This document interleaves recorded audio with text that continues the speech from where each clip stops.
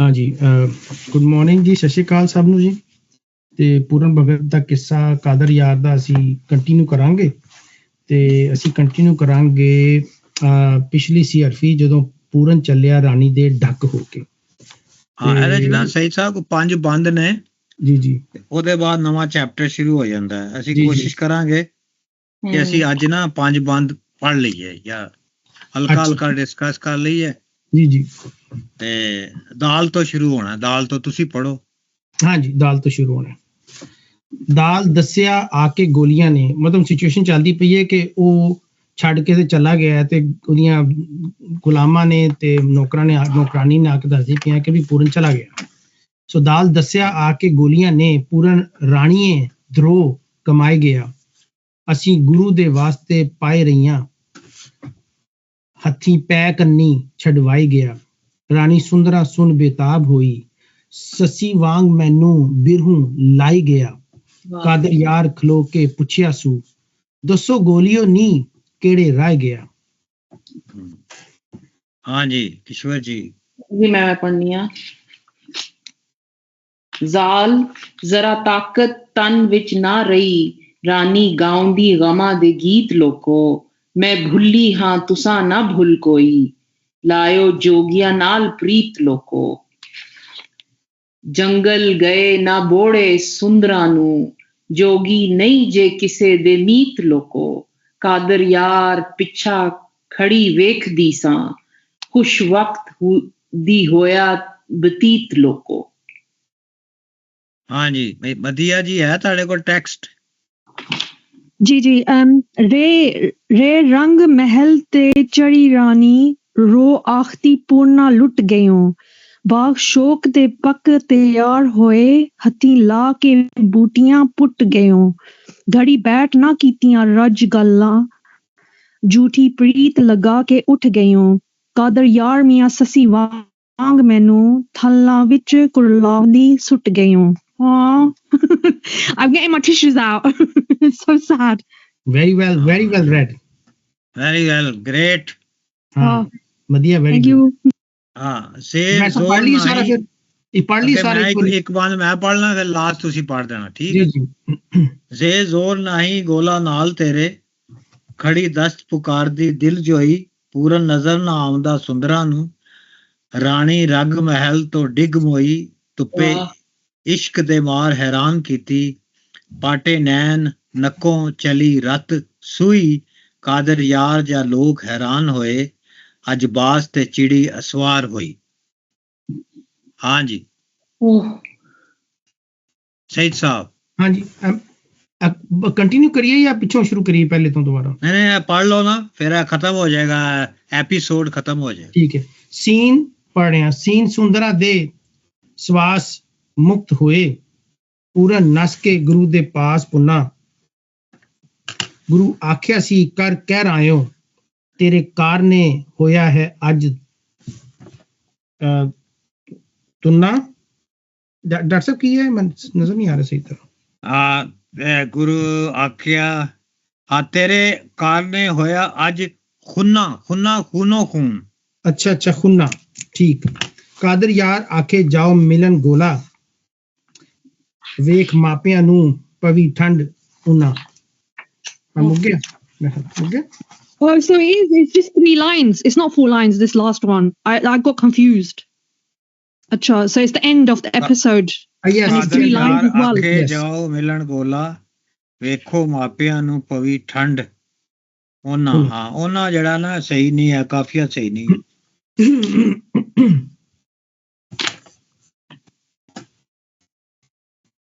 ਜੀ ਇਹ ਤੇ ਮੁੱਕ ਹੀ ਗਿਆ, ਸੁੰਦਰਾ ਹੀ ਮੁੱਕ ਗਈ। ਹਾਂਜੀ ਦਾਲ ਦੱਸਿਆ ਆ ਕੇ ਗੋਲੀਆਂ ਨੇ, ਪੂਰਨ ਰਾਣੀਏ ਧਰੋ ਕਮਾ ਗਿਆ। ਧਰੋ ਜਿਹੜਾ ਬੜਾ ਮਜ਼ੇਦਾਰ ਲਫ਼ਜ਼ ਹੈ। ਇਹ ਜਿਹੜੇ ਸਾਡੇ ਕਾਮਰੇਡ ਨੇ, ਇਹ ਧਰੋ ਐਕਸਪਲਾਈਟੇਸ਼ਨ ਦਾ ਐਗਜ਼ੈਕਟ ਤਰਜਮਾ, ਬਿਲਕੁਲ ਠੁਕਵਾਂ ਤਰਜਮਾ ਧਰੋ। ਧਰੋ ਮੇਰੇ ਐਕਸਪਲਾਈਟੇਸ਼ਨ ਵੀ ਹੈ, ਧੋਖਾ ਵੀ ਹੈ, ਫਰੇਬ ਵੀ ਹੈ। ਔਰ ਬੜਾ ਸਾਡਾ ਇੱਕ ਬੜਾ ਹੈਵੀ ਜਿਹੜਾ ਲਫ਼ਜ਼ ਹੈ ਪੰਜਾਬੀ ਦਾ, ਜਿਹੜਾ ਹਰ ਸ਼ਖਸ ਸਮਝਦਾ ਹੈ। ਪਿੰਡਾਂ ਥਾਵਾਂ ਤੇ ਸ਼ਹਿਰਾਂ 'ਚ।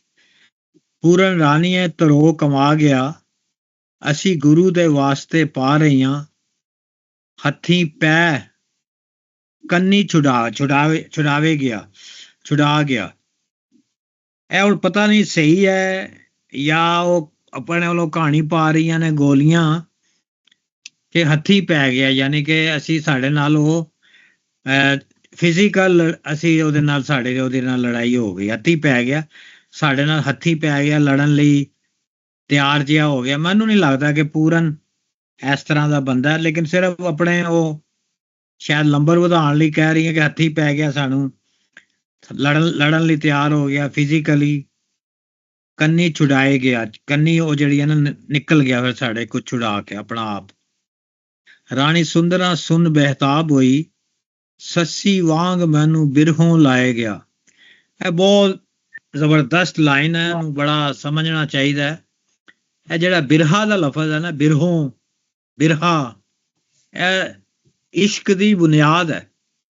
ਇਸ਼ਕ ਦੀ ਬੁਨਿਆਦ ਸਹੀ ਸਾਹਿਬ ਮਿਲਣ ਨਹੀਂ ਹੈ, ਬਿਰਹਾ ਹੈ।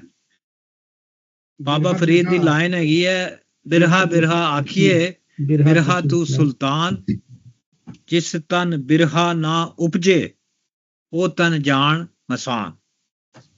ਤੇ ਸੁਲਤਾਨ ਬਾਹੂ ਦੀ ਇੱਕ ਲਾਈਨ ਹੈ, ਜੋ ਦਿਲ ਗਾਫਲ ਸੋ ਦਿਲ ਕਾਫਰ, ਸਾਨੂੰ ਮੁਰਸ਼ਦ ਐ ਪੜਾਇਆ ਹੂ। ਮੁਰਾਦ ਹੈਗੀ ਕਿ ਜੇ ਮਹਿਬੂਬ ਤੁਹਾਡੇ ਕੋਲ ਨਹੀਂ ਹੈ ਤੇ ਉਹਦੀ ਜਿਹੜੀ ਐਬਸੈਂਸ ਹੈ ਨਾ, ਉਹ ਤੁਸੀਂ ਮਹਿਸੂਸ ਕਰਨੀ ਹੈ। ਤੁਸੀਂ ਹੈਰਾਨ ਹੋਵੋਗੇ ਕਿ ਐਬਸੈਂਸ ਔਰ ਪ੍ਰੈਜ਼ੈਂਸ 20ਵੀਂ ਸਦੀ ਦਾ ਜਿਹੜਾ ਮਾਡਰਨ ਇੰਗਲਿਸ਼ ਲਿਟਰੇਚਰ ਹੈ ਜਾਂ ਵੈਸਟਰਨ ਲਿਟਰੇਚਰ ਹੈ, ਉਹਦੀ ਬਹੁਤ ਵੱਡੀ ਥੀਮ ਹੈ ਪ੍ਰੈਜ਼ੈਂਸ ਔਰ ਐਬਸੈਂਸ। ਮੈਨੂੰ ਇੱਕ ਨਜ਼ਮ ਯਾਦ ਆਉਂਦੀ ਹੈ ਕਿਸੇ ਸਵੀਡਨ ਦੇ ਪੋਇਟ ਦੀ, ਜਿਹਨੇ ਇੱਕ ਖਾਲੀ ਬੈਂਚ ਤੇ ਇੱਕ ਨਜ਼ਮ ਲਿਖੀ ਔਰ ਉਹਨੇ ਕਿਹਾ ਇੱਥੇ ਹੁਣੀ ਕੋਈ ਬੈਠਾ ਸੀ ਔਰ ਉਹ ਚਲਾ ਗਿਆ ਹੈ। ਉਹਦੀ ਸਾਰੀ ਫੀਲਿੰਗ ਹੈ ਉਹਦੀ ਜਿਹੜੀ ਨਾ, ਉਹਦੀ ਐਮਟੀਨੈਸ ਦੀ, ਉਹਦੀ ਐਬਸੈਂਸ ਦੀ, ਲੇਕਿਨ ਉਹ ਇੰਨੀ ਖੂਬਸੂਰਤ ਨਜ਼ਮ ਹੈ ਉਹਦੀ ਐਬਸੈਂਸ ਦੇ ਉੱਤੇ ਕਿ ਦੱਸਦੀ ਹੈ ਕਿ ਕਿੰਨਾ ਇਸ਼ਕ ਹੈਗਾ ਇਹਨੂੰ ਉਹਦੇ ਨਾਲ, ਉਹਦੀ ਐਬਸੈਂਸ ਜਿਹੜੀ ਹੈ।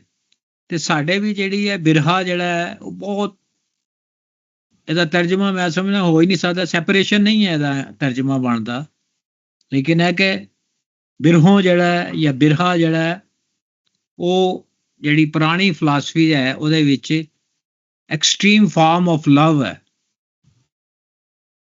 ਫਾਰਸੀ ਦੇ ਵਿੱਚ ਇਹਨੂੰ ਖਿਆਲੇ ਯਾਰ ਕਿਹਾ ਜਾਂਦਾ ਹੈ।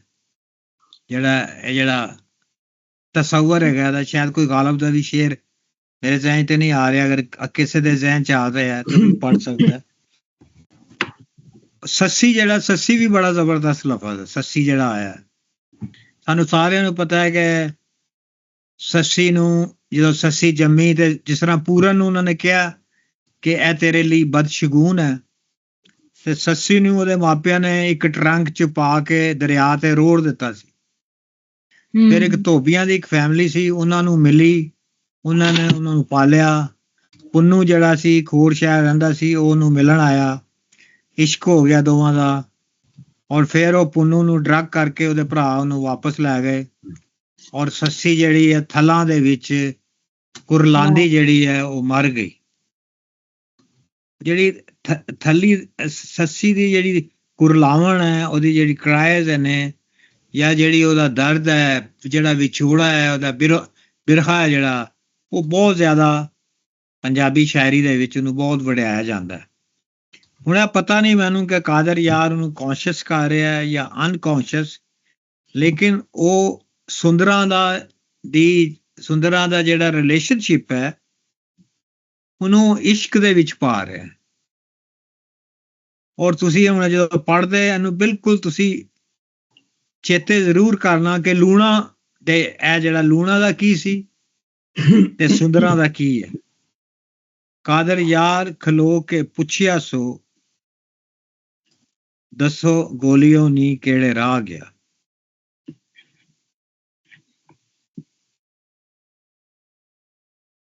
ਲੋ ਜੀ ਧਰੋ ਕਮਾ ਗਿਆ ਉਹ ਪੂਰਨ ਜਿਹੜਾ। ਜੀ ਹਾਂਜੀ ਥੋੜੀ ਬਹੁਤੀ ਗੱਲਬਾਤ ਕਰੋ ਫਿਰ ਹਾਂਜੀ ਅਸੀਂ ਅੱਗੇ ਚੱਲ ਇਹ ਬੜੀ ਪਿਕਚਰੈਸਕ ਜੀ ਸਿਚੁਏਸ਼ਨ ਹੈ ਕਿ ਤੁਹਾਡੇ ਸਾਹਮਣੇ ਫਿਲਮ ਬਣ ਜਾਂਦੀ ਹੈ ਕਿ ਗੋਲੀਆਂ ਜਿਹੜੀਆਂ ਨੇ ਉਹ ਉਹਦੇ ਪੈਰੀ ਪੈ ਰਹੀਆਂ ਨੇ, ਉਹਨੂੰ ਰੋਕਣ ਦੀ ਕੋਸ਼ਿਸ਼ ਕਰਦੀਆਂ ਪਈਆਂ ਤੇ ਉਹਨੇ ਜਾਨ ਦਾ ਜਿਹੜਾ ਨਾ ਮਾਈਂਡ ਬਣਾ ਲਿਆ, ਆਪਣਾ ਜ਼ਿਹਨ ਬਣਾ ਲਿਆ ਤੇ ਉਹਦੀ ਪੈਰੀ ਪੈ ਰਹੀਆਂ। ਸੋ ਕੰਨੀ ਕਤਰਾਣਾ ਦਾ ਮਤਲਬ ਹੈ ਫਿਜ਼ੀਕਲ ਹੋਣ ਦਾ ਮਤਲਬ ਹੈ ਕਿ ਇਹ ਮੈਟਾਫੋਰਿਕਲੀ ਵੀ ਹੋ ਸਕਦਾ ਹੈ ਔਰ ਫਿਜ਼ੀਕਲੀ ਵੀ ਹੋ ਸਕਦਾ, ਕਿਉਂਕਿ ਫਿਜ਼ੀਕਲੀ ਉਹਦੇ ਪੈਰੀ ਪੈ ਰਹੀਆਂ ਕਿ ਨਾ ਜਾ, ਕਿਉਂਕਿ ਸਾਨੂੰ ਤੇਰੀ ਖਿਦਮਤ ਤੇ ਮਾਮੂਰ ਕੀਤਾ ਸੁੰਦਰਾ ਨੇ, ਤੇ ਸੁੰਦਰਾ ਸਾਨੂੰ ਜਦੋਂ ਪੁੱਛੇਗੀ ਕਿ ਮੇਰੀ ਅਮਾਨਤ ਕਿੱਥੇ ਜਾਂ ਕਿੱਥੇ ਪੂਰਨ, ਤੇ ਅਸੀਂ ਕੀ ਕਵਾਂਗੇ।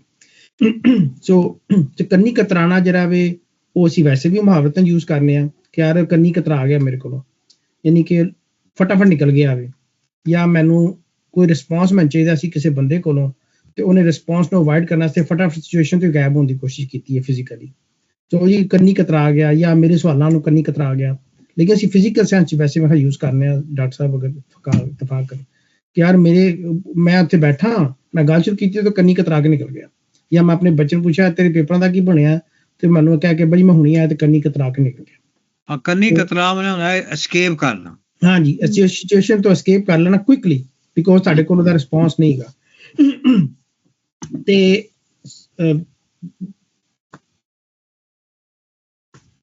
ਬਿਲਕੁਲ ਠੀਕ ਹੈ, ਮਤਲਬ ਇਹਦੇ 'ਚ ਕੋਈ ਫਿਲੋਸੋਫੀਕਲ ਗੱਲ ਕੋਈ ਨਹੀਂ ਕਿ ਬੇਸਿਕਲੀ ਉਹ ਚਲਾ ਗਿਆ ਜਿਹੜਾ ਜਿੱਥੋਂ ਕਿ ਹੁਣ ਉਹਦਾ ਸੁੰਦਰਾ ਦਾ ਜਿਹੜਾ ਨਾ ਸਫਰਿੰਗ ਸ਼ੁਰੂ ਹੋ ਗਈ ਹੈ ਇੱਥੋਂ।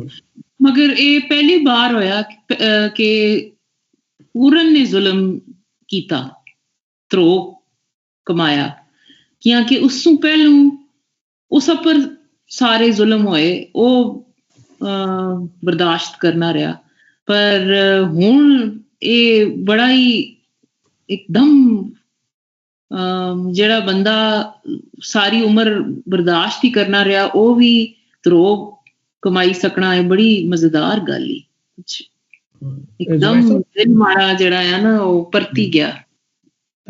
ਮੇਰਾ ਇੱਕ ਕਮੈਂਟ ਹੈਗਾ ਕਿ ਲਿਟਰੇਚਰ ਦੇ ਅਸੀਂ ਜ਼ੁਬੈਰ ਸਾਹਿਬ ਯਾਦ ਹੈ ਰਾਉਂਡ ਕਰੈਕਟਰ ਤੇ ਅਸੀਂ ਪੜ੍ਹਨੇ ਨੇ ਸਾ ਫਲੈਟ ਕਰੈਕਟਰਸ, ਹਾਂ ਉਹਨੇ ਈਐਮ ਫੋਸਟਰ ਨੇ ਬਣਾਇਆ। ਹਾਂਜੀ, ਤੇ ਉਹ ਇਹਦੇ ਵਿੱਚ ਮੈਨੂੰ ਨਜ਼ਰ ਆ ਰਿਹਾ ਕਿ ਜਿਹੜਾ ਪੂਰਨ ਹੈ ਉਹ ਇੱਕ ਰਾਉਂਡ ਉਹ ਫਲੈਟ ਕਰੈਕਟਰ ਹੈ, ਉਹ ਜੋ ਪਹਿਲੇ ਸੀ ਉਸ ਤੇ ਨਹੀਂ ਹੈ। ਜਿਵੇਂ ਅਸੀਂ ਕਹਿੰਦੇ ਸਾਂ ਨਾ ਸ਼ੇਕਸਪੀਅਰ ਦੇ ਵਿੱਚ ਕਿ ਜਿਹੜਾ ਹੀਰੋ ਹੈ ਉਹ ਅਗਰ ਗੁੱਡ ਹੈ ਤੇ ਉਹ ਐਂਡ ਤੱਕ ਗੁੱਡ ਹੀ ਰਹਿੰਦਾ, ਬਦਲਦਾ ਨਹੀਂ ਬਹੁਤ ਜ਼ਿਆਦਾ 180 ਤੇ। ਸੋ ਜਿਹੜਾ ਨੰਬਰ 1 ਤੇ ਨੰਬਰ 2 ਉਹ ਜਿਸ ਫਲਸਫੇ ਨੂੰ ਫਾਲੋ ਕਰਦਾ ਪਿਆ ਜਾਂ ਸਕੂਲ ਆਫ ਥਾਟ ਨੂੰ ਜਿਹੜਾ ਕਿ ਭਗਤੀ ਹੈ, ਤੇ ਭਗਤੀ ਦੀ ਤੇ ਰਿਕੁਆਇਰਮੈਂਟ ਹੀ ਹੈ ਵੇ। ਨੰਬਰ 3 ਅਸੀਂ ਜਾਣਦੇ ਹਾਂ ਕਿ ਇਹ ਲੋਨਾ ਕੋਲ ਇਹਦੇ ਕੋਲ ਨਹੀਂ ਆਉਣਾ ਚਾਹੁੰਦਾ ਸੁੰਦਰਾ ਕੋਲ, ਲੇਕਿਨ ਗੁਰੂ ਨੇ ਫੋਰਸ ਕੀਤਾ ਸੀ ਜਾ, ਔਰ ਮੇ ਵੀ ਗੁਰੂ ਦਾ ਵਿੱਚ ਇਹ ਵੀ ਹੈਗਾ ਸੀ ਚੈੱਕ ਕਰਨਾ ਕਿ ਇਹ ਜਿਹੜੀ ਸਾਡਾ ਫਲਸਫਾ ਹੈ ਭਗਤੀ ਦਾ ਉਹਦੇ ਨਾਲ ਕਿੰਨਾ ਅਟੈਚ ਰਹਿੰਦਾ ਜਾਂ ਦੁਬਾਰਾ ਮਟੀਰੀਅਲਿਜ਼ਮ ਵੱਲ ਚਲਾ ਜਾਂਦਾ ਸਪਿਰਿਚੁਅਲਿਜ਼ਮ ਤੋਂ। ਸੋ ਕਾਫੀ ਸਾਰੇ ਸ਼ੇਡਸ ਹੈਗੇ ਨੇ, ਲੇਕਿਨ ਕਿਉਂਕਿ ਉਹ ਦਿਲੋਂ ਸੁੰਦਰਾ ਕੋਲ ਨਹੀਂ ਸੀ ਆਇਆ, ਸੋ ਇਹ ਵੀ ਇੱਕ ਮੈਸੇਜ ਹੈਗਾ ਵੇ ਕਿ ਤੁਸੀਂ ਜ਼ਬਰਦਸਤੀ ਕੋਈ ਕੰਮ ਕਿਸੇ ਕੋਲੋਂ ਨਹੀਂ ਕਰਵਾ ਸਕਦੇ। So he was forced to be with Sundara against his will, ਔਰ ਜਦੋਂ ਚੀਜ਼ਾਂ ਇਸ ਤਰ੍ਹਾਂ ਚੱਲਣ ਤੇ ਦਿਸ ਇਜ਼ ਅ ਨੈਚੁਰਲ ਕੰਸੀਕੁਐਂਸ। ਤੁਸੀਂ ਮਾਲੋ ਦੌਲਤ ਨਾਲ ਕਿਸੇ ਦਾ ਦਿਲ ਨਹੀਂ ਜਿੱਤ ਸਕਦੇ ਬੇਸਿਕਲੀ, ਔਰ ਤੁਸੀਂ ਮਾਲੋ ਦੌਲਤ ਨਾਲ ਇਸ਼ਕ ਵੀ ਨਹੀਂ ਜਿੱਤ ਸਕਦੇ ਕਿਸੇ ਦਾ। ਅਸੀਂ ਸੁੰਦਰਾ ਦੇ ਇਸ਼ਕ ਤੇ ਸਾਨੂੰ ਸ਼ੱਕ ਨਹੀਂ ਹੈਗਾ, ਲੇਕਿਨ ਜਿਸ ਤਰ੍ਹਾਂ ਕਿ ਉਹਨੇ ਦੌਲਤ ਵਿਛਾ ਲਈ ਆਪਣਾ ਸਟੇਟਸ ਯੂਜ਼ ਕਰਨ ਦੀ ਕੋਸ਼ਿਸ਼ ਕੀਤੀ ਔਰ ਗੁਰੂ ਨੂੰ ਕਿਹਾ ਕਿ ਵੀ ਮੈਨੂੰ ਮੁੰਡਾ ਚਾਹੀਦਾ ਜੋ ਤੁਸੀਂ ਮੇਰੇ ਕੋਲ ਲੈਣਾ ਚਾਹੁੰਦੇ ਹੋ, ਤਾਂ ਇਹ ਟ੍ਰਾਂਜੈਕਸ਼ਨ ਬਣਾਉਣ ਦੀ ਉਹਨੇ ਕੋਸ਼ਿਸ਼ ਕੀਤੀ ਜਿਹੜੀ ਕਿ ਜਿਸ ਫਲਸਫੇ ਨੂੰ ਇੱਥੇ ਬਿਆਨ ਕੀਤਾ ਜਾ ਰਿਹਾ ਭਗਤੀ ਦੇ ਜਾਂ ਯੋਗ ਦੇ ਉਹਦੇ 'ਚ ਇਹ ਮੁਮਕਿਨ ਨਹੀਂ ਹੈ। ਔਰ ਨੰਬਰ 2 ਆਖਰੀ ਗੱਲ ਕਿ ਤੁਸੀਂ ਉਹ ਜ਼ਮਾਨੇ ਜਦੋਂ ਲਿਖਿਆ ਗਿਆ ਉਦੋਂ ਜਾਂ ਤਾਂ ਤੁਸੀਂ ਜੋਗੀ ਹੋ ਸਕਦੇ ਸੋ ਤੇ ਜਾਂ ਤੁਸੀਂ ਦੁਨੀਆਦਾਰ ਹੋ ਸਕਦੇ ਸੋ, ਜਾਂ ਤੁਸੀਂ ਮਟੀਰੀਅਲਿਸਟ ਹੋ ਸਕਦੇ ਸੋ, ਜਾਂ ਤੁਸੀਂ ਇਹ ਹੋ ਸਕਦੇ ਸੋ। ਬਹੁਤ ਘੱਟ ਸੀ ਕਿ ਤੁਸੀਂ ਉਹ ਰਸਤਾ ਅਪਣਾਓ ਜਿਹੜਾ ਗੁਰੂ ਨਾਨਕ ਦਾ ਰਸਤਾ ਸੀ ਕਿ ਦੁਨੀਆ 'ਚ ਰਹਿ ਕੇ ਵੀ ਤੁਸੀਂ ਆਪਣਾ ਜਿਹੜਾ ਨਾ ਸਪਿਰਿਚੁਅਲਿਜ਼ਮ ਜਾਂ ਆਪਣਾ ਤੁਸੀਂ ਇਹ ਜੋਗ ਜਾਂ ਸਾਰੇ ਰਸਤੇ ਅਪਣਾਉਣੇ ਨੇ, ਜਾਂ ਜਿਵੇਂ ਬਾਬਾ ਫਰੀਦ ਨੇ ਕਿਹਾ ਸੀ ਤੁਸੀਂ ਦੁਨੀਆ 'ਚ ਰਹਿ ਕੇ ਦੁਨੀਆ ਤੋਂ ਕੱਟ ਕੇ ਨਹੀਂ ਰਹਿ ਸਕਦੇ, ਜਿਹਨੂੰ ਫਿਰ ਵਾਰਿਸ ਸ਼ਾਹ ਨੇ ਵੀ ਪੁੱਟ ਫਾਰਵਰਡ ਕੀਤਾ। ਬਸ ਮੈਂ sorry, मैं कुछ बोल सकती हूँ। So basically, ये जो हरकत जो पूर्ण कीता, right, of ghosting, I'm going to say he's ghosted.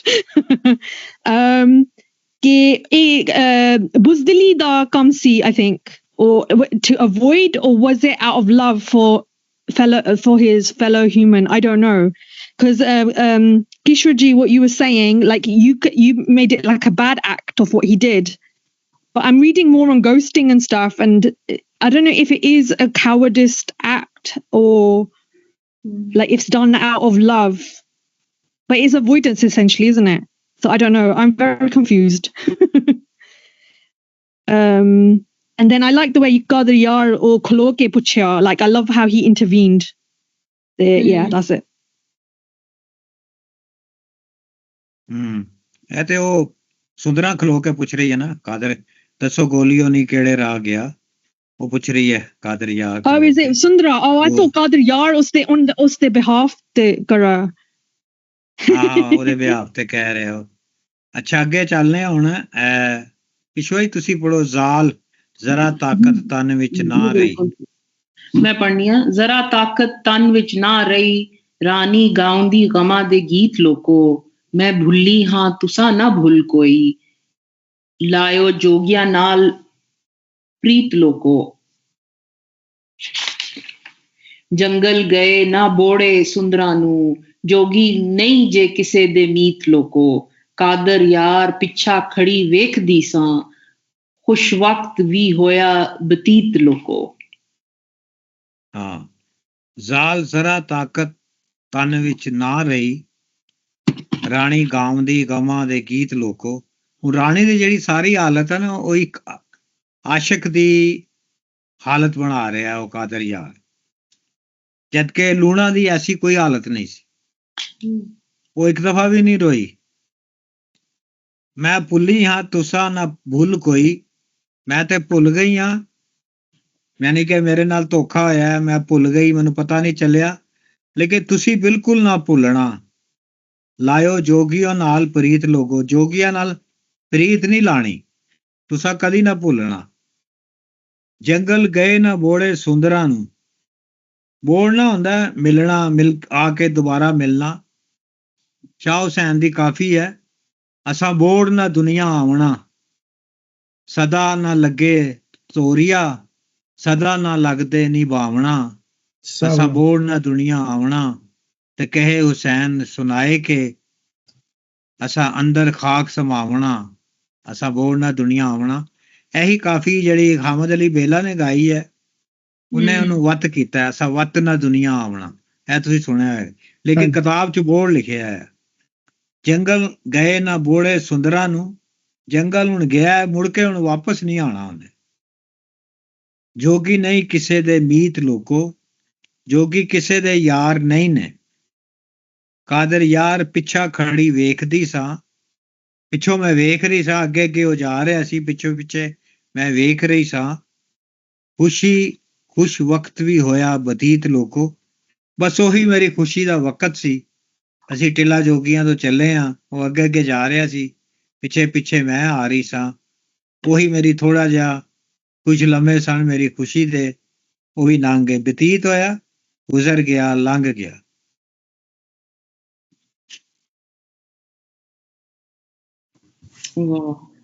ਮੇਰੇ ਖਿਆਲ ਇਹਦੇ ਚ ਨਾ ਉਹ ਜਿਹੜੀ ਫਲਸਫਾ ਬਿਆਨ ਕਰਨ ਦੀ ਕੋਸ਼ਿਸ਼ ਕੀਤੀ ਹੈ ਕਾਦਰ ਸ਼ਾਹ ਨੇ ਸਿਚੁਏਸ਼ਨ ਦੇ ਵਿੱਚ, ਇੱਕ ਤੇ ਜਿਹੜੀ ਫਲੀਟਿੰਗ ਮੂਮੈਂਟਸ ਹੈ, ਫਲੀਟਿੰਗ ਸਵੀਟ ਮੂਮੈਂਟਸ ਹੈ, ਫਲੀਟਿੰਗ ਐਂਡ ਕਿ ਜਿਹੜੀ ਖੁਸ਼ੀ ਹੈ ਉਹ ਟ੍ਰਾਂਜ਼ਿਟਰੀ ਹੁੰਦੀ ਹੈ, ਉਹ ਟੈਂਪਰੇਰੀ ਹੁੰਦੀ ਹੈ, ਔਰ ਹਮੇਸ਼ਾ ਰਹਿਣ ਵਾਲੀ ਚੀਜ਼ ਜਿਹੜੀ ਹੈ ਦੁੱਖ ਹੈ। ਬੁੱਲੇ ਸ਼ਾਹ ਨੇ ਲਿਖਿਆ ਸੀ, ਛੇਤੀ ਬੋੜੀ ਵਿੱਚ ਤਬੀਬਾ ਨਹੀਂ ਤਾਂ ਮੈਂ ਮਰ ਗਈ ਆ, ਤੇਰੇ ਇਸ਼ਕ ਨਚਾਇਆ ਕਰ ਥਈਆ ਥਈਆ। ਉਹਦੇ ਵਿੱਚ ਵੀ ਬੋੜੀ ਬਹੁਤ ਖੂਬਸੂਰਤ, ਉਹਦੇ ਵਿੱਚ ਵੀ ਬੋੜੀ ਇਹੀ ਲਫ਼ਜ਼ ਹੈ, ਹਾਂਜੀ ਇਹੀ ਲਫ਼ਜ਼ ਹੈ। ਛੇਤੀ ਤੇ ਖੈਰ ਇਹਨਾਂ ਨੇ ਲਾਇਆ ਵੇ, ਲੇਕਿਨ ਓਰੀਜਨਲੀ ਹੈ ਬੋੜੀ ਵਿੱਚ ਤਬੀਬਾ ਨਹੀਂ ਤਾਂ ਮੈਂ ਮਰ ਗਈ ਆ। ਤੇ ਉਹ ਇੱਕ ਤੇ ਇਹ ਬਿਆਨ ਕਰਨ ਦੀ ਕੋਸ਼ਿਸ਼ ਕੀਤੀ ਇਹਦੇ ਚ ਕਿ ਜਿਹੜੇ ਖੁਸ਼ੀ ਹੈ ਉਹ ਟੈਂਪਰੇਰੀ ਹੈ, ਔਰ ਦੁੱਖ ਜਿਹੜਾ ਜਾਂ ਵਿਜੋਗ ਜਾਂ ਤੁਸੀਂ ਉਹਨੂੰ ਬਿਰੋ ਕਹਿ ਰਹੇ ਹੋ, ਉਹ ਹਮੇਸ਼ਾ ਰਹਿਣ ਵਾਲੀ ਚੀਜ਼ ਹੈ, ਬਿਆ ਬਿਰਖਾ ਜਿਹੜਾ। ਔਰ ਕਿਉਂਕਿ ਜਿਹੜੀ ਚੀਜ਼ ਹਮੇਸ਼ਾ ਰਹਿਣ ਵਾਲੀ ਹੈ, ਸਾਨੂੰ ਉਹਦੇ ਨਾਲ ਅਟੈਚ ਹੋਣਾ ਚਾਹੀਦਾ ਹੈ। ਅਗਰ ਖੁਸ਼ੀ ਨਾਲ ਅਸੀਂ ਅਟੈਚ ਹੋਵਾਂਗੇ ਤੇ ਅਸੀਂ ਵੀ will be messed up basically. ਔਰ ਇਹ ਫਲਸਫਾ ਨੇ ਬੜੀ ਖੂਬਸੂਰਤੀ ਨਾਲ ਇਹ ਲਾਈਨ 'ਚ ਬਿਆਨ ਕਰਤਾ ਹੈ कि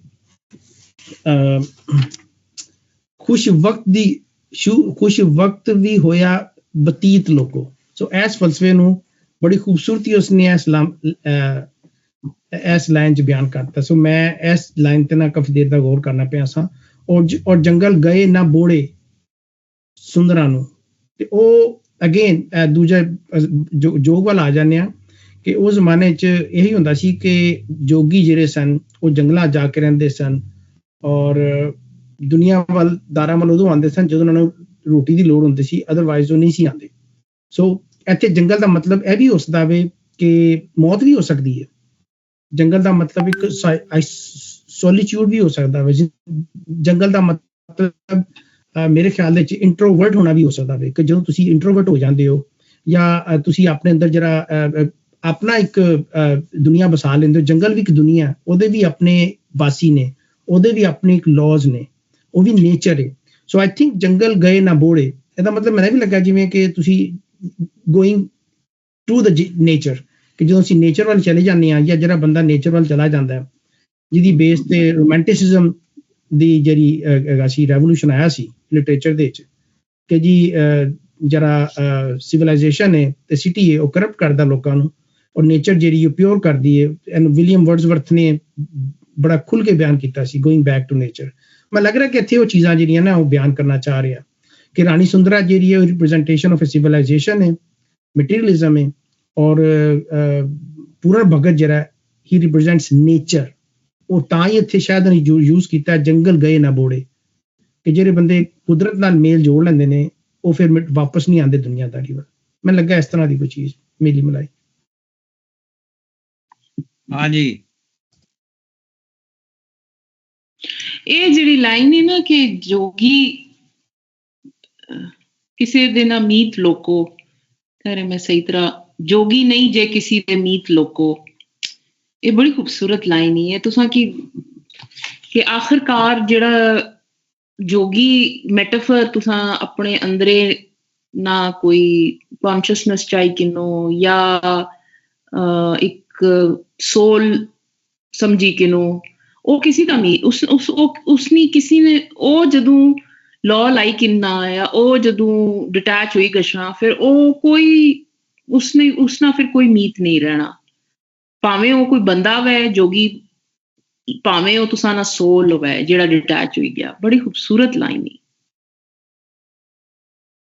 ਇੱਕ ਜਿਹੜੀ ਸਾਡੀ ਲੋਕ ਸ਼ਾਇਰੀ ਹੈ, ਕੰਨੀ ਮੁੰਦਰਾਂ ਪਾ ਕੇ ਮੱਥੇ ਤਿਲਕ ਲਗਾ ਕੇ ਮੈਂ ਜਾਣਾ ਜੋਗੀ ਦੇ ਨਾਲ। ਫਿਰ ਹੈਗਾ ਕਿ ਚਰਖੇ ਦੀ ਕੂਕ ਸੁਣ ਕੇ ਜੋਗੀ ਉਤਰ ਪਹਾੜੋਂ ਆਇਆ। ਜਿਹੜੇ ਜੋਗੀ ਸਨ ਨਾ, ਔਰਤਾਂ ਦਾ ਦਿਲ ਜੋਗੀਆਂ ਦੇ ਉੱਤੇ ਹੁੰਦਾ ਸੀ। ਜਿਹੜੇ ਇੱਕ ਸਮਾਜ ਇਹ ਮਤਲਬ ਜੋਗੀ ਜਿਹਾ ਬੰਦਾ ਜਾਂ ਜੋਗੀ ਜਿਹੜਾ ਇਨਸਾਨ ਆ, ਉਸ ਪਰ ਔਰਤ ਨਾਲ ਦਿਲ ਕਿਉਂ ਆਸ਼ਣਾ। ਇਹ ਬੜੀ ਮਜ਼ੇਦਾਰ ਗੱਲ ਹੈ। ਔਰ ਇਹ ਤੁਸਾਂ ਸਹੀ ਆਖਣੇ ਪਿਓ, ਸਾਨੇ ਲਿਟਰੇਚਰ ਵਿੱਚ ਬਾਰ ਤੁਸਾਂ ਕੀ ਇਹ ਟ੍ਰੈਡੀਸ਼ਨ ਦਿਸਣਾ ਪਿਆ, ਪਰ ਕਿਉਂਕਿ ਗਰਜ਼ ਨਹੀਂ, ਬੇਗਰਜ਼ ਸ਼ਖਸ ਆ ਇਸ ਵਾਸਤੇ। ਹਾਂ, ਜੋਗੀਆਂ ਦੇ ਆਸ਼ਕ ਸਨ ਔਰਤਾਂ, ਜਿਹੜੀਆਂ ਔਰਤਾਂ ਆਸ਼ਕ ਸਨ। ਚਰਖੇ ਦੀ ਕੂਕ ਸੁਣ ਕੇ ਜੋਗੀ ਉਤਰ ਪਹਾੜੋਂ ਆਇਆ, ਕੀ ਮਤਲਬ ਹੈ ਕਿ ਉਹ ਇੱਕ ਕੰਮ ਕਰ ਰਹੀ ਹੈ, ਉਹ ਜੋਗੀ ਆ ਰਿਹਾ ਔਰ ਉਹਦੀ ਉਡੀਕ ਹੈ ਜੋਗੀ ਆਏਗਾ। ਹਾਲਾਂਕਿ ਹੈ ਕੁਛ ਵੀ ਨਹੀਂ ਹੈ ਉਹਦੇ ਚ, ਕੋਈ ਹੈ ਨਹੀਂ। ਉਹਨੇ ਆਉਣਾ, ਉਹਨੇ ਦੇਖਣਾ, ਸ਼ਾਇਦ 2-4 ਗੱਲਾਂ ਕਰੇਗਾ, ਚਲਾ ਜਾਏਗਾ, ਲੇਕਿਨ ਉਹਨੂੰ ਬੜਾ ਪਿਆਰਾ ਲੱਗਦਾ ਹੈ। ਔਰਤਾਂ ਜਿਹੜੀਆਂ ਨੇ ਘਰਾਂ ਦੀਆਂ ਡੋਮੈਸਟਿਕ ਔਰਤਾਂ, ਉਹਨਾਂ ਨੂੰ ਜੋਗੀ ਬੜੇ ਪਿਆਰੇ ਲੱਗਦੇ ਨੇ। ਸ਼ਾਇਦ ਉਹਦੀ ਵਜ੍ਹਾ ਇਹ ਹੈਗੀ ਹੈ ਕਿ ਉਹ ਜਿਹੜਾ ਸਾਰਾ ਸੈਟਅਪ ਹੈ, ਜਿਹੜਾ ਲਾਲਚ ਦਾ, ਲੋਭ ਦਾ, ਇੰਟਰਸਟ ਦਾ ਔਰ ਪੋਜੈਸ਼ਨ ਦਾ ਔਰ ਮਾਲਕੀ ਦਾ, ਮਰਦ ਦੀ ਮਾਲਕੀ ਦਾ, ਉਸ ਤੋਂ ਉਹ ਆਜ਼ਾਦ ਹੈ। ਉਹ ਜੋਗੀ ਜਿਹੜਾ ਹੈ, ਜੋਗੀ ਤੇ ਕੋਲ ਤੇ ਕੁਛ ਵੀ ਨਹੀਂ ਹੈਗਾ, ਉਹ ਤੇ ਰੋਟੀ ਵੀ ਮੰਗ ਕੇ ਖਾਂਦਾ ਹੈ ਰਾਂਝੇ ਵਾਂਗਰ, ਲੇਕਿਨ ਉਹੀ ਪਿਆਰ ਹੈ ਉਹਨਾਂ ਨੂੰ। ਜ਼ੁਬੈਰ ਸਾਹਿਬ, ਮੇਰੇ ਦਿਨ ਚ ਇੱਕ ਹੋਰ ਪਰ ਇਹ sorry Saeed Sahib to interrupt, ਮਗਰ ਇਹ ਉਲਟ ਹੋ ਗਿਆ ਨਾ। ਤੁਸਾਂ ਆਸ਼ਿਕ ਤੇ ਮਹਿਬੂਬ, ਆਸ਼ਿਕ ਤੇ ਮਸ਼ੂਕ ਨਹੀਂ, ਜਿਹੜੀ ਨॉर्मल तुसां की डायकोटमी दिसनी ना, आशिक आम तौर पे माशूक ਜਿਹੜੀ ਆ ਔਰਤ ਹੋਣੀ, ਪਰ ਇੱਥੇ ਤੁਸਾਂ ਆਖਣੇ ਪਿਓ ਕਿ ਇੱਥੇ ਆਸ਼ਿਕ ਜਿਹੜੀ ਆ ਔਰਤ ਹੀ ਤੇ ਮਾਸ਼ੂਕ ਜੋਗੀ ਆ।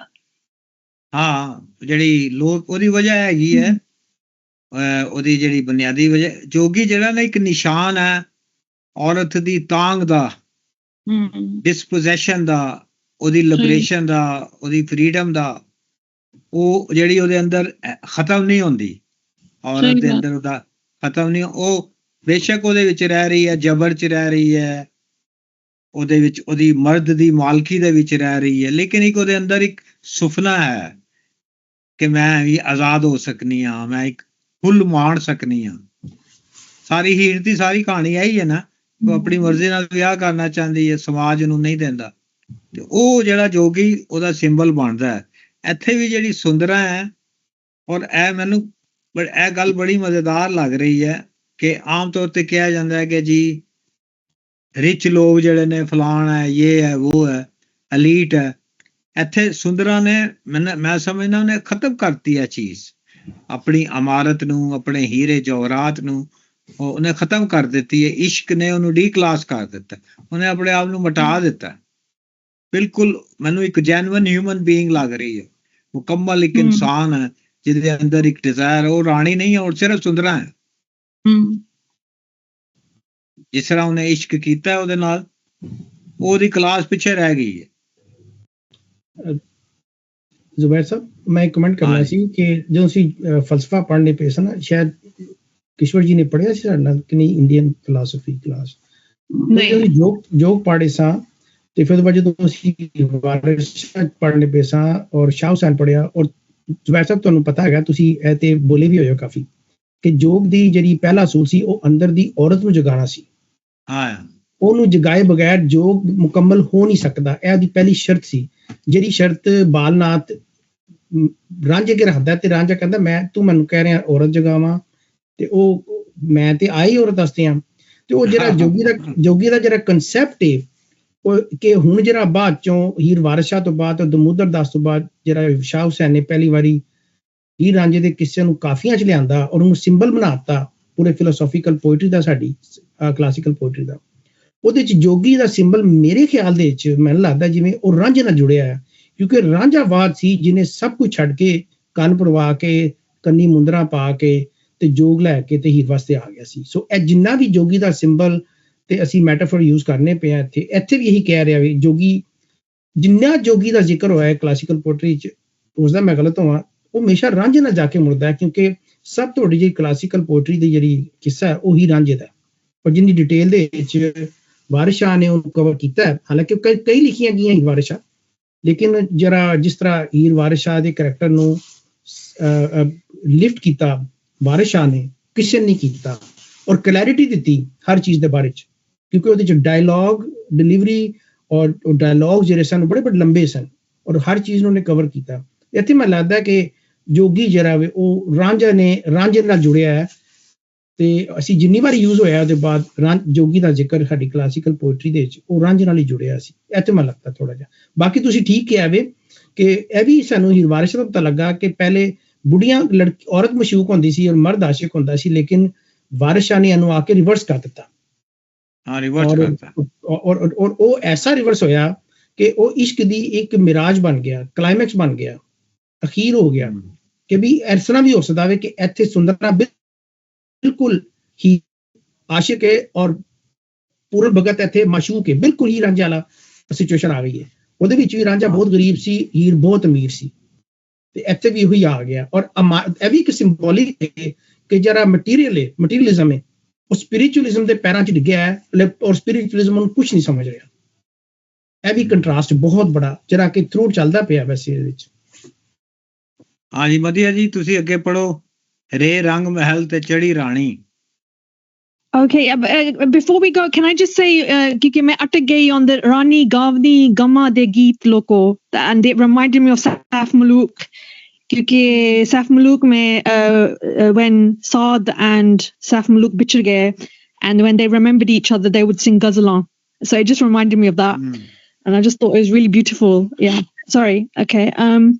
रे रंग महल ते चढ़ी रानी, रो आखती पूर्णा लुट गयूं, बाग शोक दे पक तैयार होए, हथी ला के बूटियां ਪੁੱਟ ਗਇਓ ਗਰੀ ਬੈਠ ਨਾ ਕੀਤੀਆਂ ਰਜ ਗੱਲਾਂ that line is beautiful ਗਰੀ ਬੈਠ ਨਾ ਕੀਤੀਆਂ ਰਜ ਗੱਲਾਂ ਝੂਠੀ ਪ੍ਰੀਤ ਲਗਾ ਕੇ ਉੱਠ ਗਇਓ ਕਾਦਰ ਯਾਰ ਮੀਆਂ ਸੱਸੀ ਵਾਂਗ ਮੈਨੂੰ ਥੱਲਾਂ ਵਿੱਚ ਕੁਰਲਾਉਂਦੀ ਸੁੱਟ ਗਇਓ breaks the heart ਕਮਾਲ ਹੈ, ਕਮਾਲ ਸ਼ਾਇਰੀ ਹੈ ਜੀ। ਰੇ ਰੰਗ ਮਹਿਲ ਤੇ ਚੜੀ ਰਾਣੀ, ਰੰਗ ਮਹਿਲ ਤੇ ਚੜੀ ਹੈ ਰਾਣੀ, ਰੋ ਆਖਦੀ ਪੂਰਨਾ ਲੁੱਟ ਗਿਆ, ਬਾਗ ਸ਼ੌਕ ਦੇ ਪੱਕ ਤਿਆਰ ਹੋਏ, ਹੱਥੀ ਲਾ ਕੇ ਬੂਟੀਆਂ ਪੁੱਟ ਗਏ। ਕਿਆ ਬਾਤ ਹੈ, ਇਸ ਤੋਂ ਸੋਹਣੀ ਸ਼ਾਇਰੀ ਨਹੀਂ ਹੋ ਸਕਦੀ। ਬਹੁਤ ਖੂਬਸੂਰਤ।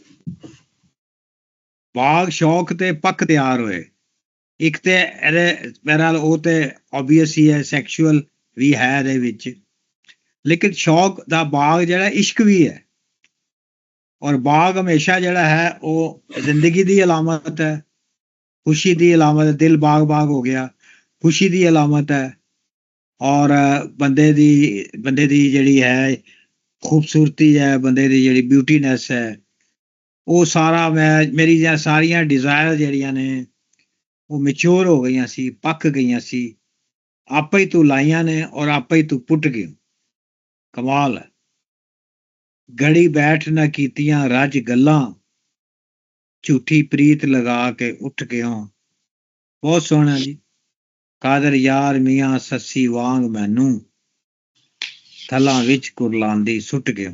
ਸੱਸੀ ਦਾ ਬਾਰ-ਬਾਰ ਆ ਰਿਹਾ ਹੈ ਕਿਉਂਕਿ ਉਹ ਜਿਹੜੀ ਹੈ ਨਾ ਬਿਰਹਾ ਉਹ ਸੱਸੀ ਦਾ ਹੀ ਹੈ। ਉਹ ਸੱਸੀ ਨੂੰ ਵੀ ਛੱਡ ਕੇ ਚਲਾ ਗਿਆ ਸੀ, ਉਹ ਜਿਹੜਾ ਹੈ ਪੁੰਨੂ ਨੂੰ ਛੱਡ ਕੇ ਚਲਾ ਗਿਆ ਸੀ।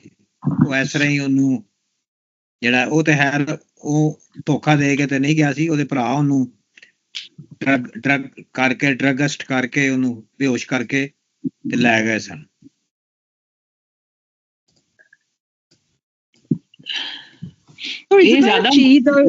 Sorry. No, go ahead. A question came in my head. But Puran didn't love her at all, right? He didn't give any indication that he loved her. Or can we say? I don't know.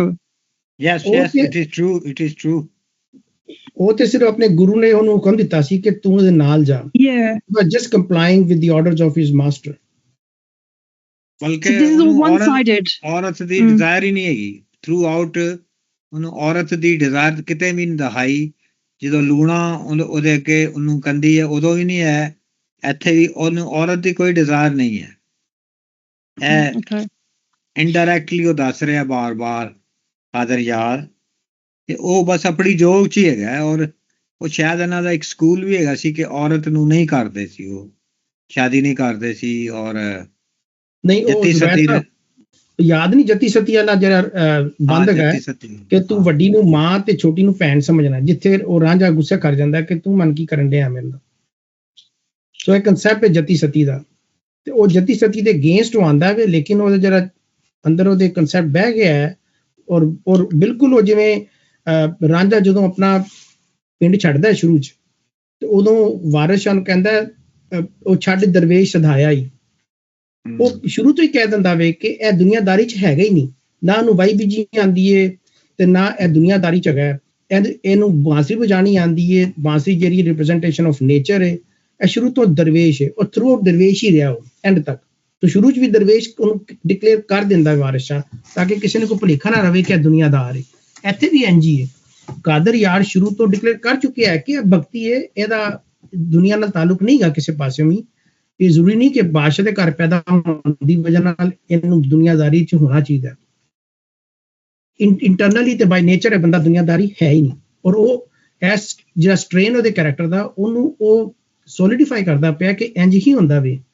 ਲੋਕ ਜਿਸ ਤਰ੍ਹਾਂ ਦੇ ਹੋ ਜਾਂਦੇ ਨੇ, ਮੈਂ ਕਿਧਰ ਪੜ੍ਹਿਆ ਸੀ ਜੈਪਨੀਜ਼ ਸਿਸਟਮ ਦੇ ਵਿੱਚ, ਐਜੂਕੇਸ਼ਨ ਸਿਸਟਮ ਦੇ ਵਿੱਚ, ਕਿ ਉਹ 10-11 ਸਾਲ ਤੱਕ ਬੱਚੇ ਨੂੰ ਸਿਰਫ ਸਕੂਲਾਂ 'ਚ ਟ੍ਰੇਨਿੰਗ ਦਿੰਦੇ ਨੇ ਮੈਨਰਸ ਦੀ, ਪੜ੍ਹਾਉਂਦੇ ਨਹੀਂ। ਕਿਉਂਕਿ ਉਹ ਕਹਿੰਦੇ ਨੇ ਕਿ 10-11 ਸਾਲ ਤੱਕ ਬੱਚੇ ਦੀ ਪਰਸਨੈਲਿਟੀ ਬਣ ਗਈ ਹੁੰਦੀ ਹੈ ਸਾਈਕੋਲੋਜੀਕਲੀ। ਉਹਦੇ ਬਾਅਦ ਉਹ ਸਾਰੀ ਜ਼ਿੰਦਗੀ ਉਹਦੇ 'ਤੇ ਬਿਲਡ ਕਰਦਾ ਆਪਣੀ ਲਾਈਵਲੀਹੁੱਡ ਤੇ ਪਰਸਨੈਲਿਟੀ। ਉਹਦੇ ਬਾਅਦ ਉਹ ਕਿਤਾਬਾਂ ਪੜ੍ਹਾਉਂਦੇ ਨੇ ਉਹਨੂੰ। ਤੇ ਉਹ ਇੱਥੇ ਵੀ ਇਹੀ ਹੋ ਰਿਹਾ ਵੇ, ਵਿਚ ਇਜ਼ ਐਬਸੋਲੂਟਲੀ ਲੌਜੀਕਲ। ਕਿ ਉਹ ਸ਼ੁਰੂ ਤੋਂ ਹੀ ਉਹਦੇ 'ਚ ਨਹੀਂ ਸੀਗਾ ਜਿਵੇਂ ਤੁਸੀਂ ਕਿਹਾ, ਤੇ ਹੁਣ ਵੀ ਉਹਨੇ ਨਹੀਂ ਸੀ ਰਹਿਣਾ। ਉਹ ਸਿਰਫ ਗੁਰੂ ਦਾ ਪਾਲਣ ਜਿਹੜਾ ਸੀ ਕਰਦਾ ਪਿਆ ਸੀ, ਔਰ ਗੁਰੂ ਦਾ ਟੈਸਟ ਪਾਸ ਕਰ ਗਿਆ, ਕਿਉਂਕਿ ਗੁਰੂ ਦਾ ਕਹਿਣਾ ਮੰਨਣਾ ਤੁਹਾਡਾ ਕੰਮ ਹੈ। ਉਹ ਕਹਿਣਾ ਮੰਨ ਕੇ ਗਿਆ, ਲੇਕਿਨ ਉੱਥੇ ਜਾ ਕੇ ਵਾਪਸ ਆ ਗਿਆ। ਜਾਣ ਦਾ ਤੇ ਉਹਨੇ ਵਾਅਦਾ ਕੀਤਾ ਸੀ ਸੁੰਦਰਾਂ ਨਾਲ, ਲੇਕਿਨ ਗੁਰੂ ਨਾਲ ਰਹਿ ਵਾਅਦਾ ਨਹੀਂ ਸੀ ਕਰਕੇ ਆਇਆ। ਕਿਧਰੇ ਵੀ ਸਾਨੂੰ ਦੱਸਿਆ ਕਾਦਰ ਨੇ ਕਿ ਜੀ ਮੈਂ ਉੱਥੇ ਹਮੇਸ਼ਾ ਉਹਦੇ ਕੋਲ ਰਵਾਂਗਾ। That's another point. ਜੀ ਹਾਂਜੀ,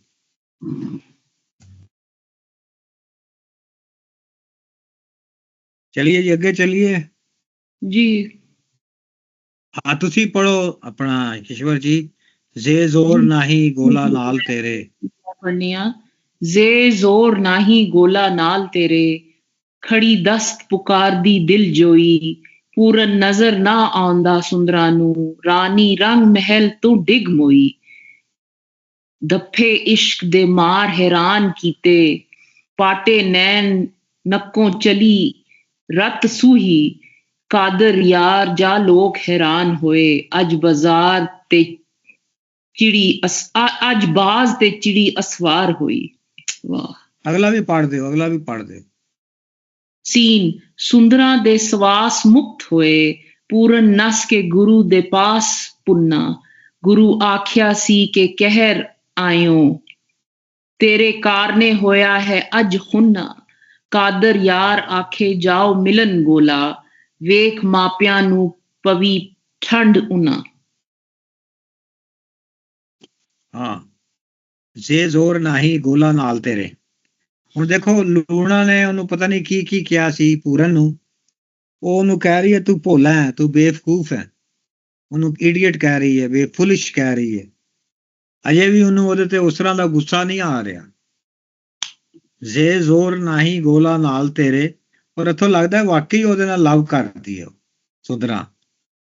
ਖੜੇ ਦਸਤ ਪੁਕਾਰ ਦੀ ਦਿਲ ਜੋਈ, ਤੇ ਪਿਆਰ ਦੀ ਤਲਬ ਨੂੰ, ਦਿਲ ਨੂੰ ਮਾਇਲ ਕਰਨ ਲਈ ਮੈਂ ਹੱਥ ਖੜੇ ਕਰਕੇ, ਯਾਨੀ ਕਿ ਇਹ ਉਹਦੀ ਹੈਲਪਲੈਸਨੈਸ ਤੁਸੀਂ ਦੇਖੋ ਕਿੰਨੀ ਥੱਲੇ ਚਲੀ ਗਈ ਹੈ ਇਸ਼ਕ ਦੇ ਵਿੱਚ।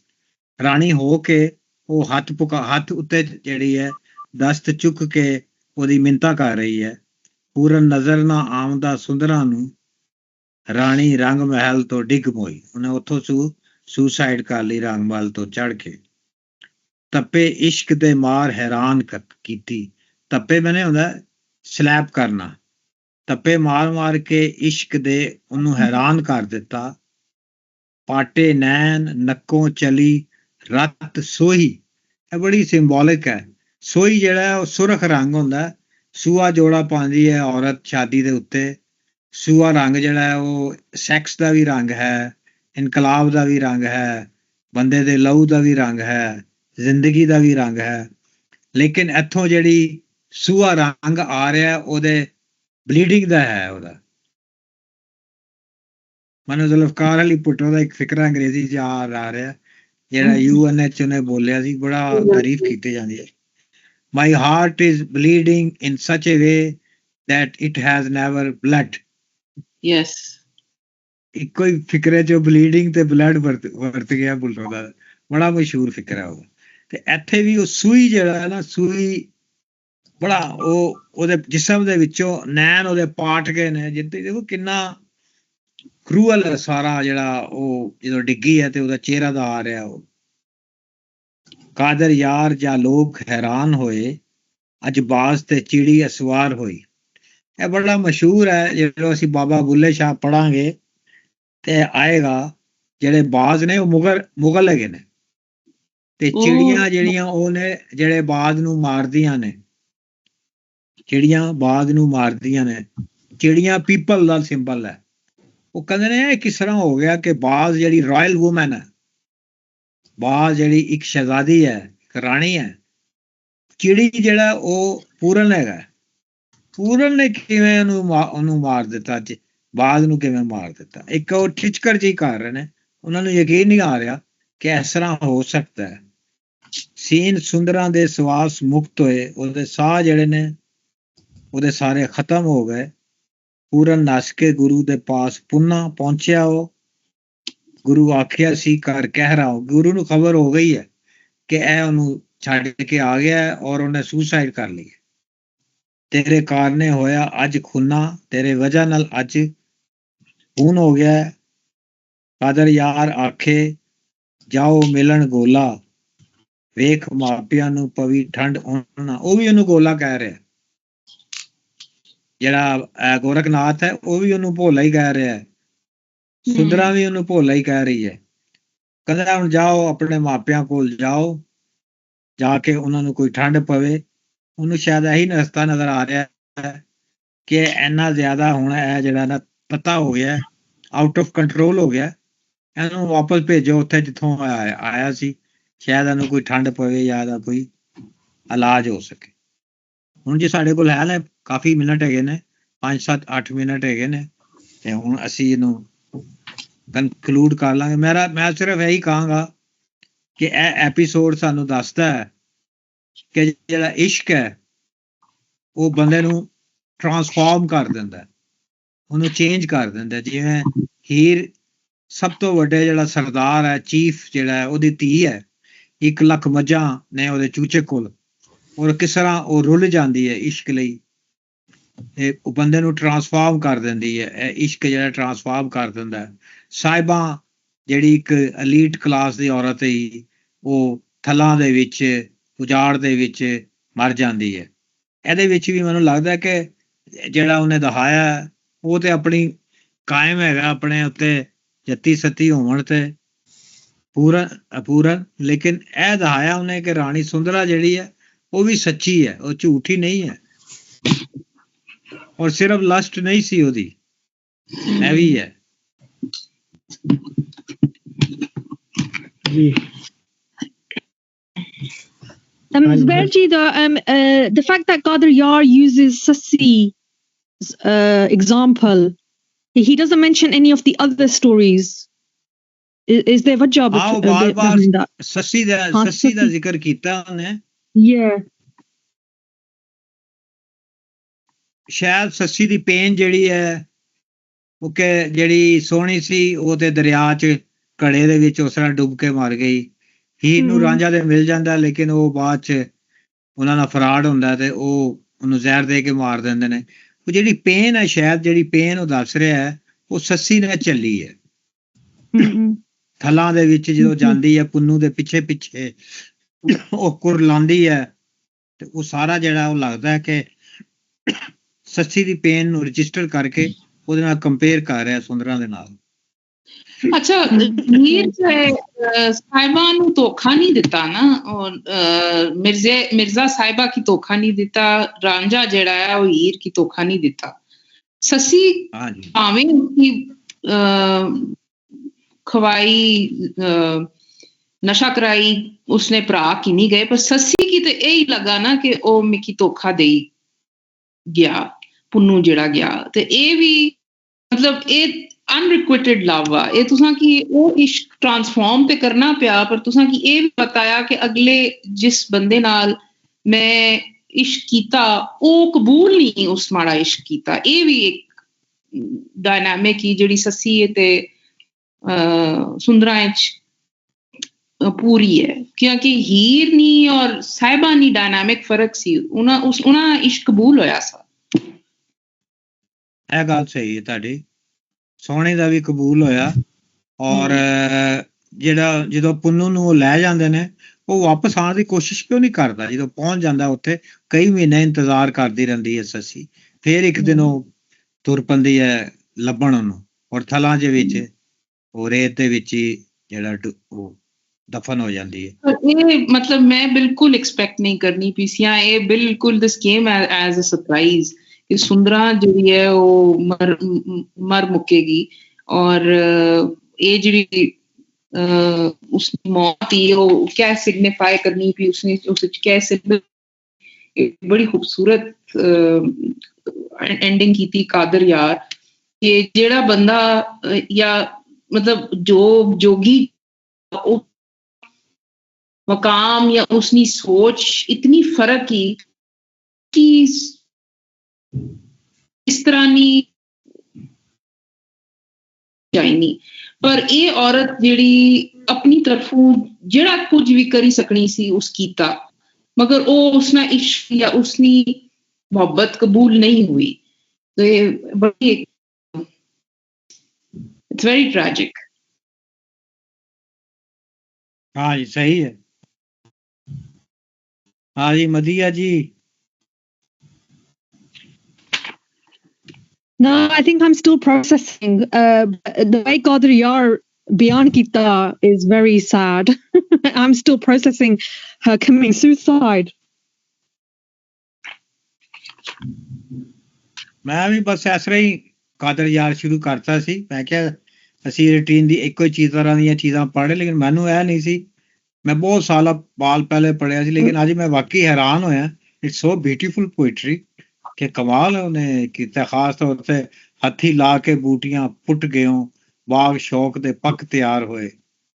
ਕਿਆ ਖੂਬਸੂਰਤ ਬਣਾਇਆ ਉਹਨੇ, ਨੇਚਰ ਦਾ ਸਿੰਬਲ ਲੈ ਕੇ ਆਇਆ ਉਹ ਬਹੁਤ। और ये मतलब ये भी हो सकना ना कि जे तुसा जो किन्ना या तुसा इस दुनिया सू अलहदा होना, ते जेड़ी चीज तुसा आपू अपने आस्ते बनाई लगाई उसकी प्रवान चढ़ाया, वो आपू तुसा की फिर पटनी पैनी, खत्म करनी पैनी। एक एनालिस्टिक निलिज्म टाइप फिलोसफी है कि अपनी बनाई हुई चीज की हथी खत्म करी तुसा, चाहे वो तुसानी अपनी ईगो ही, चाहे वो मटीरियलिज्म तुसा ना बनाया वा जायदाद जागीर ही कोई खानदान आया, वो सारा तुसा की पटना पैना ते फिर तुसा की जोग लबड़ा, वरना नहीं लबड़ा।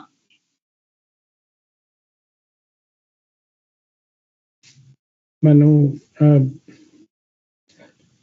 ਬੁੱਲੇ ਸ਼ਾਹ ਦੀ ਯਾਦ ਆ ਗਈ। ਉਹ ਇੱਥੇ ਜਿਵੇਂ ਕਿ ਇਹਨੇ ਉਲਟ ਕੀਤਾ ਨਾ, ਅੱਜ ਬਾਜ਼ ਤੇ ਚਿੜੀ ਅਸਵਾਰ ਹੋਈ। ਇਹ ਜਿਹੜੀ ਡਾਇਕੋਟਮੀ ਹੈ ਨਾ ਕਿ ਉਲਟ ਹੋ ਰਿਹਾ, ਉਹ ਬੁੱਲੇ ਸ਼ਾਹ ਦੀ ਬੜੀ ਵੱਡੀ ਕਾਫੀ ਹੈ। ਉਲਟੇ ਹੋਰ ਜ਼ਮਾਨੇ ਆਏ ਤਾਂ ਮੈਂ ਭੇਤ ਸੱਜਣ ਦੇ ਪਾਏ, ਚਿੜੀਆਂ ਕਾਨ ਲੱਗੜ ਨੂੰ ਮਾਰਨ ਲੱਗੇ ਤੇ ਚਿੜੀਆਂ ਜੁੜੇ ਖਾਏ ਸੌਰੀ। ਤੇ ਵਾਰਿਸ ਸ਼ਾਹ ਨੇ ਵੀ ਜਿਹੜਾ ਉਹ ਇੱਕ ਬੰਦ ਹੈਗਾ ਸੀ, ਉਹਦੇ ਵਿੱਚ ਜਦੋਂ ਉਹ ਵਿਆਹ ਹੋ ਜਾਂਦਾ ਹੈ ਤੇ ਉਹ ਇਹੀ ਦੱਸਦਾ ਵੇ ਕਿ ਖੇੜਾ ਜਿਵੇਂ ਹੀਰ ਖੋ ਕੇ ਲੈ ਗਿਆ। ਇੱਕ ਚਿੜੀ ਨੇ ਬਾਜ਼ ਤੋਂ ਕੂੰਜ ਖੋਈ, ਦੇਖਾ ਚੁੱਪ ਹੈ ਕਿ ਕੁਰਲਾਮ ਆਈ। ਹਾਂ ਬਿਲਕੁਲ ਹਾਂਜੀ, ਉੱਥੇ ਵੀ ਬਿਲਕੁਲ ਇਹੀ ਕੀਤਾ। ਔਰ ਮੈਂ ਜੋ ਦੇਖਣਾ ਪਿਆ ਨਾ, ਇੱਕ ਫਿਲੋਸੋਫੀਕਲ ਟ੍ਰੈਡੀਸ਼ਨ ਹੈਗਾ ਵੀ, ਸਿੰਬੋਲਿਕਲੀ ਵੀ ਮੈਟਾਫੋਰਿਕਲੀ ਵੀ, ਜਿਹੜਾ ਕਿ ਉਹ ਮਾਸਟਰ ਸਾਡੇ ਤੈਅ ਕਰਕੇ ਸਨ, ਬਾਬਾ ਫਰੀਦ ਤੋਂ ਲੈ ਕੇ ਤੇ ਵਾਰਿਸ ਸ਼ਾਹ ਤੇ ਬੁੱਲੇ ਸ਼ਾਹ ਤੱਕ। ਉਸ ਟ੍ਰੈਡੀਸ਼ਨ ਦੇ ਵਿੱਚ ਚੀਜ਼ਾਂ ਚੱਲਦੀਆਂ ਪਈਆਂ ਨੇ ਔਰ ਬੜੀ ਖੂਬਸੂਰਤੀ ਨਾਲ ਚੱਲਦੀਆਂ ਪਈਆਂ। ਔਰ ਇਹਦੇ ਨਾਲ ਉਹਨਾਂ ਦੀ ਆਥੈਂਟਿਸਿਟੀ ਤੇ ਜੈਨੂਇਨਨੈਸ ਦਾ ਵੀ ਸਾਨੂੰ ਪਤਾ ਲੱਗਦਾ ਵੇ ਕਿ ਦੇ ਆਰ ਸੋ ਇਟਰਨਲ, ਕਿ ਇਸ਼ਕ ਨੂੰ ਸੋਲੀਡੀਫਾਈਡ ਕਰਦੇ ਪਏ ਨੇ। ਔਰ ਬਿਊਟੀਫੁਲ ਟੱਪੇ ਇਸ਼ਕ ਦੇ ਮਾਰ ਹੈਰਾਨ ਕੀਤਾ। ਇਹ ਵਾਰਿਸ ਸ਼ਾਹ ਨੇ ਵੀ ਬਹੁਤ ਯੂਜ਼ ਕੀਤਾ ਹੈ ਕਿ ਹੈਰਾਨ ਕੀਤਾ, ਹੈਰਾਨ ਹੋਇਆ।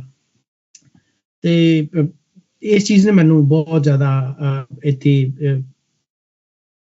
ਬਹੁਤ ਮਜ਼ਾ ਆਇਆ ਇਹ ਚੀਜ਼ ਪੜ੍ਹ ਕੇ। ਬਹਿਰਹਾਲ ਬਹੁਤ ਸ਼ੁਕਰੀਆ ਜੀ। ਤੁਸੀਂ ਰਿਕਾਰਡਿੰਗ ਬੰਦ ਕਰਨਾ, ਇੱਕ ਦੋ ਗੱਲਾਂ ਕਰਨੀਆਂ ਨੇ ਜ਼ਰਾ। ਠੀਕ ਹੈ ਜੀ, ਥੈਂਕ ਯੂ ਐਵਰੀਵਨ। ਮੈਂ ਰਿਕਾਰਡਿੰਗ ਸਟਾਪ ਕਰ ਰਿਹਾ।